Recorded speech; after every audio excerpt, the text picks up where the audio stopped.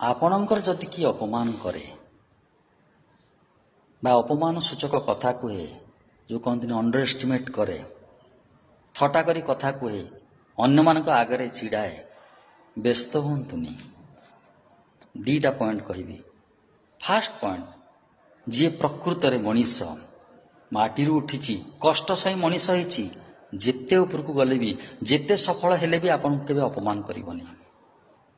Second point, ସବୁ ରୋଗୀ କ'ଣ ହସ୍ପିଟାଲରେ ଅଛନ୍ତି? କିଛି ମାନସିକ ରୋଗୀ ବାହାରେ ବୁଲୁଛନ୍ତି।